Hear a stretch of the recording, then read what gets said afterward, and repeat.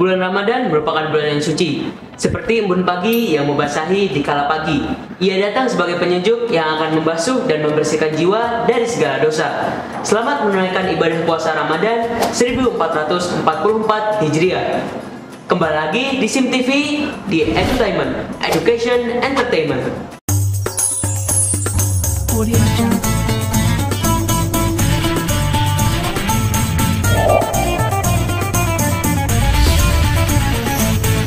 Selamat datang, Anda menyaksikan episode pertama Edutainment edisi Ramadan.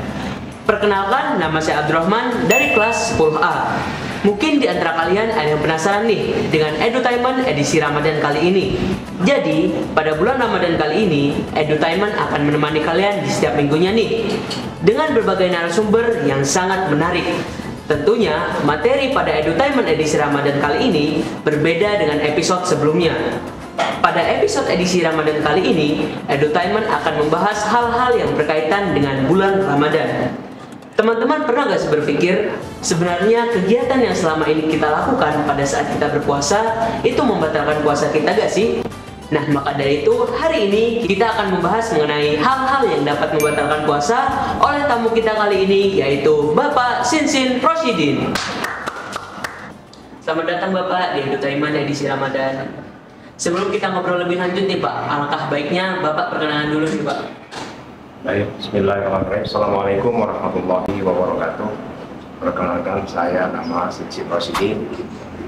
Sudah dalam sekolah ini, jadi guru sekolah ini Mekah. Alhamdulillah sudah mendapat sertifikasi di bidang matematika. Kira cukup. Baik Pak. Nah Pak, langsung saja. Jadi hari ini kita akan membahas mengenai hal-hal yang dapat membatalkan puasa. Nah, bisa dijelaskan tidak Pak, hal-hal apa saja yang dapat membatalkan puasa kita? Atau hal-hal kecil yang sering banget kita lakuin, namun tanpa kita sadari dapat membatalkan puasa kita Pak? Baik, puasa Ramadan ini memang kegiatan ibadah yang sangat diharapkan oleh semua orang. Sejak zaman Rasulullah SAW hingga kita. Makanya diabadikan dalam sebuah senandung.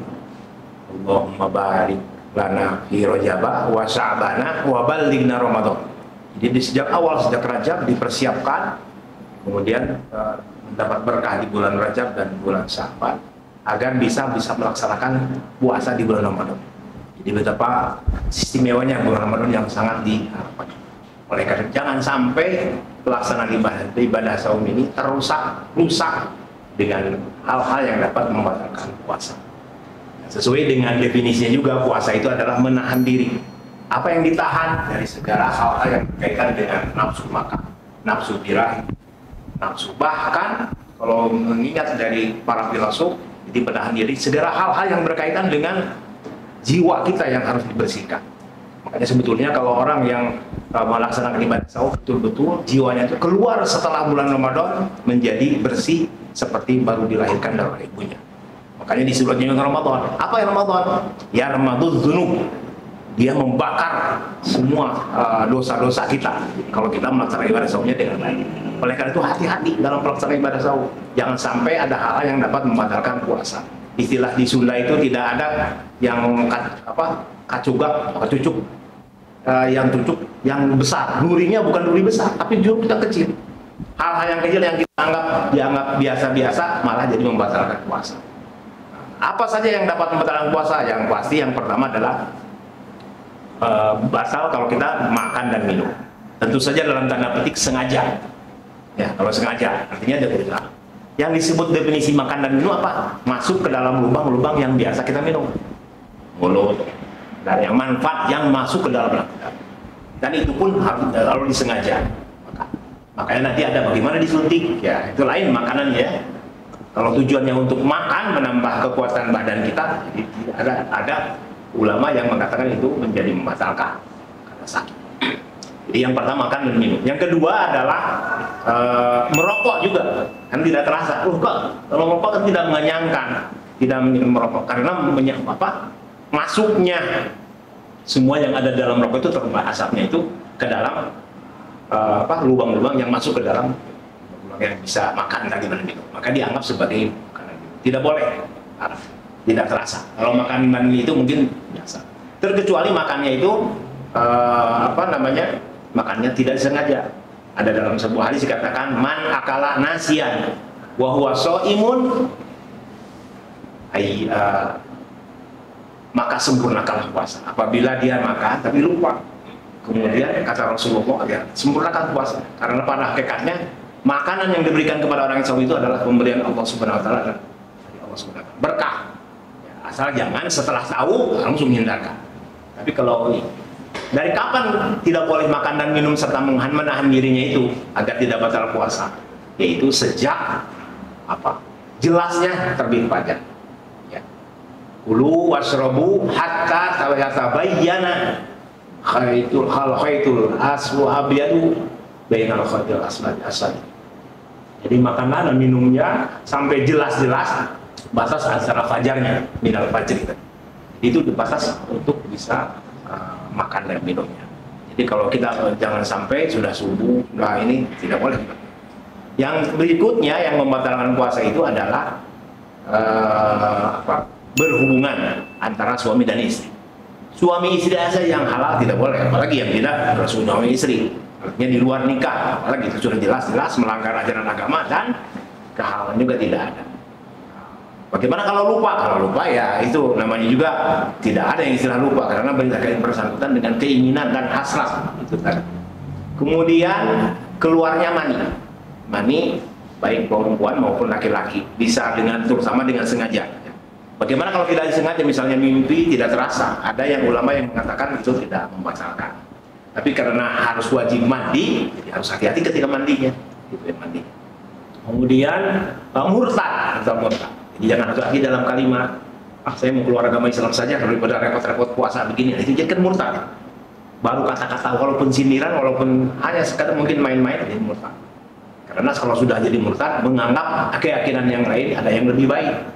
Ketika menganggap keyakinan yang lain lebih baik, itu musyrik namanya. Ya, barang siapa yang musyrik itu tidak akan diterima, tidak sah puasa. Jadi harus hati-hati. Ya, terutama hal-hal yang berkaitan dengan kebersihan jiwa. Ya, misalnya kalimat harus dijaga.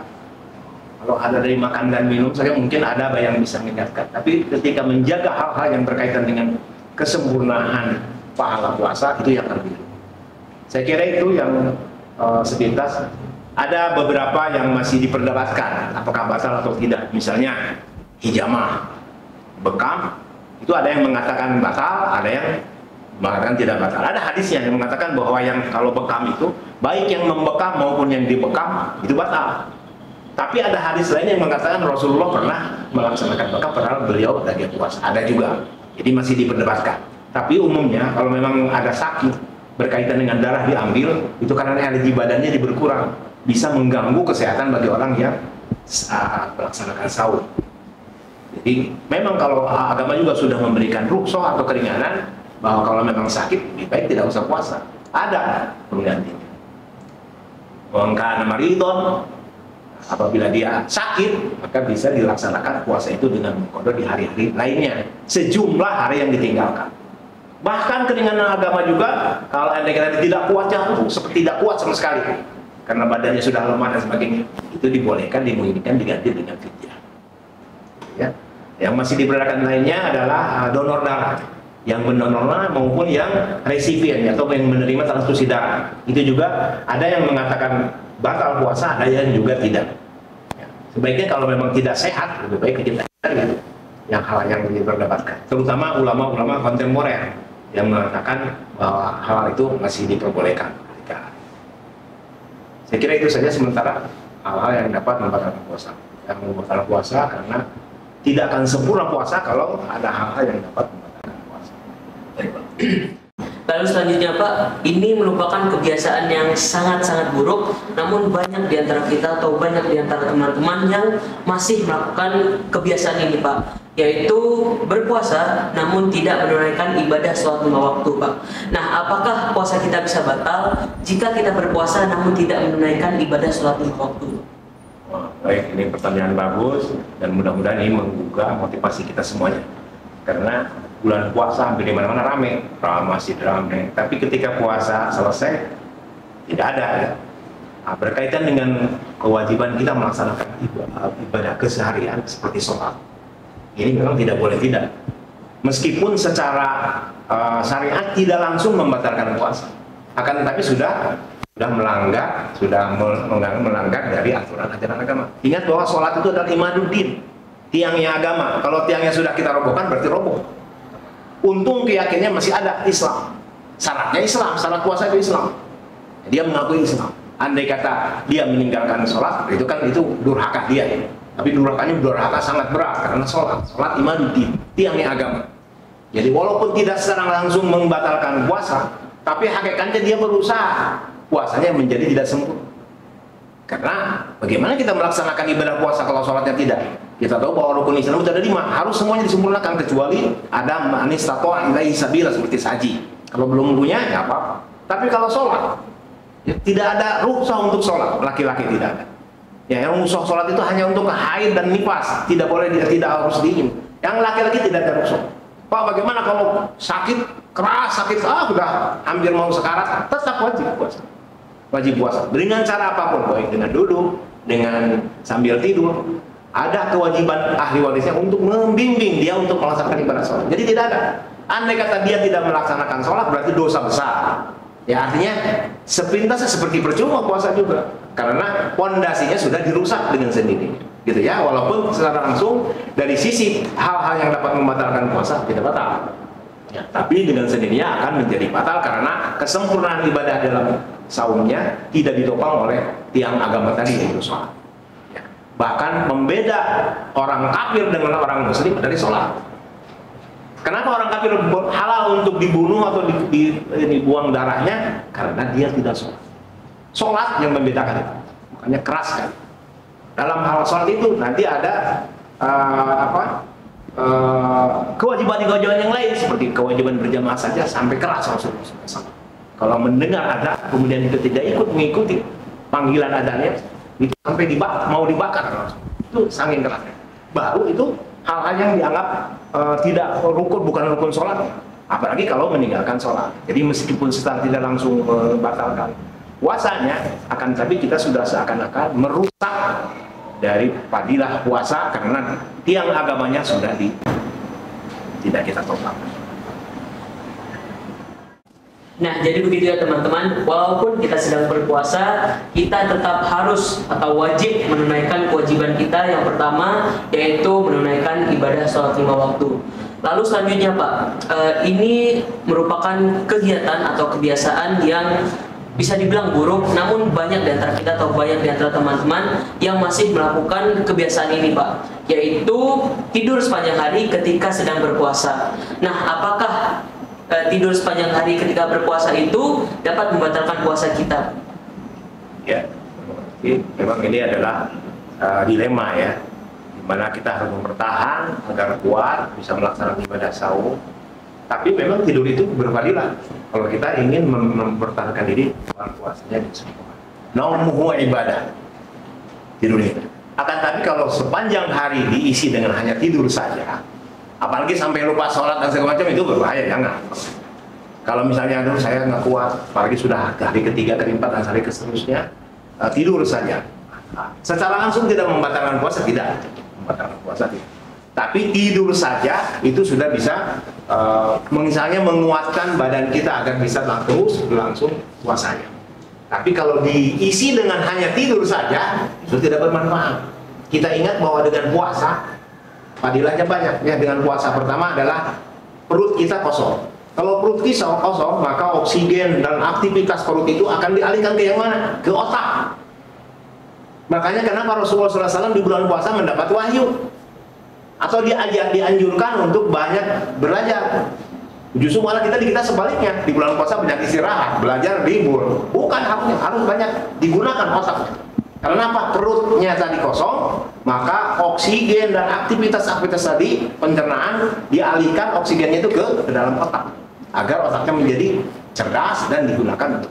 Makanya jangan heran kalau orang yang sudah membiasakan puasa setiap hari Senin dan Kamis, otaknya sudah terbiasa karena oksigen dikonsentrasi pada itu.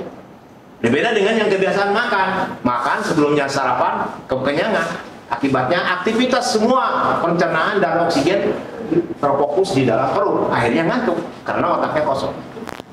Ya. Jadi sebaiknya kalaupun itu tidur hanya untuk menghindari ketika kita ada hal yang membatalkan, lebih baik tidur. Misalnya dulu makanan nggak kuat, tidur. Tapi tentu ada waktu-waktunya. Yang paling bagus adalah tetap tidur itu baik puasa maupun tidak puasa, jumlahnya tidak kurang dari 4 jam atau tidak lebih dari 8 jam. Bagaimana sih kita mengaturnya? Saya akan duduk saja dan membaca Quran, manfaat. Bahkan justru harus dimanfaatkan waktunya itu untuk hal-hal yang bermanfaat, yang ngaji Quran, itikaf dan sebagainya. Kita ingin mendapat kemuliaan di hari bulan Ramadan itu bukan gampang. Kalau sudah cukup puasa, tidak. Justru dengan melaksanakan ibadah-ibadah yang lain yang menunjang kita selama melaksanakan ibadah Ramadan itu justru akan ketemu di akhir. Jadi jaminan keluar dari bulan Ramadan bagian dilahirkan dari orang tua itu bukan semata-mata kocoknya hanya puasa saja, tapi justru ibadah-ibadah yang lainnya terus menopang akan kesempurnaan ibadah puasa. Nah, jadi begitu ya teman-teman, walaupun kita sedang berpuasa, diusahakan untuk tetap tidur dengan jam normal. Nah, bagaimana caranya? Bisa dengan melakukan kegiatan-kegiatan yang positif seperti beribadah, membaca Al-Quran dan lain-lain. Lalu pertanyaan terakhir nih Pak, batalkah puasa kita jika mencicipi makanan Pak? Nah, terutama untuk orang yang sedang memasak untuk berbuka puasa Pak. Ya. Tadi sebagaimana yang sudah dikatakan, dijelaskan bahwa makan dan minum yang disengaja itu yang membatalkan puasa. Kalau mencicipi kan disengaja, kecuali tujuannya ya, tujuannya. Pernah ada semacam perdebatan di para ulama juga. Yang tujuannya seorang istri ingin membahagiakan suaminya, makanannya tidak mau sampai pas buka kemudian jadi berantakan, artinya rasanya tidak ada. Tapi sekedar mencicipi saja, cicipi pernah dilakukan oleh di keluarga saya. Dicicipi tapi tidak dimakan terus, cicipi hanya rasa itu saja, langsung dibuang lagi, diludahkan. Itu sampai sejauh itu hanya karena ingin kalau mencicipi dimakan, wah enak ditambah lagi, nah itu bukan mencicipi namanya. Itu sudah ada unsur kesengajaan makan. Selama tujuannya baik, misalnya ada seorang istri ingin membahagiakan suaminya, jangan sampai ketika buka sampai berantakan rasanya, hanya dicicipi kemudian langsung diludahkan. Ada yang sudah dilakukan seperti itu. Ketika tanya kepada guru saya juga dulu, ya sejauh itu boleh dengan tujuan tadi. Tapi jangan sampai dimakan, diminum sampai dimasukkan ke dalam. Hanya sekedar kita ingat, perasa itu adalah lidah yang merasakan manis asinnya makanan, itu dari rasa. Setelah itu diludahkan lagi, sudah cukup. Jadi ukurannya juga relatif sedikit, rasanya sudah cukup hanya di lidah saja, tidak langsung ditelan. Itu saja. Hanya tujuan dan tujuannya. Nah, jadi begitu teman-teman, kita tetap diperbolehkan untuk mencicipi makanan, tetapi dengan alasan tertentu. Wah, luar biasa sekali ya materi kita kali ini. Kita bisa mengetahui hal-hal yang dapat membatalkan puasa kita, atau hal-hal kecil yang sering banget kita lakuin namun tanpa kita sadari dapat membatalkan puasa kita, seperti makan dan minum dengan sengaja, lalu merokok dan lain-lain. Nah, maka dari itu teman-teman, semoga dengan materi kita kali ini kita bisa mencegah atau menjauhi hal-hal yang dapat membatalkan puasa kita. Mari kita berikan tepuk tangan yang sangat meriah untuk tamu kita kali ini. Terima kasih Bapak sudah hadir dari Ramadan kali ini. Dengan begini, kita sudah sampai di penghujung acara Edutainment edisi Ramadan minggu pertama. Terima kasih yang sudah menonton dan sampai jumpa.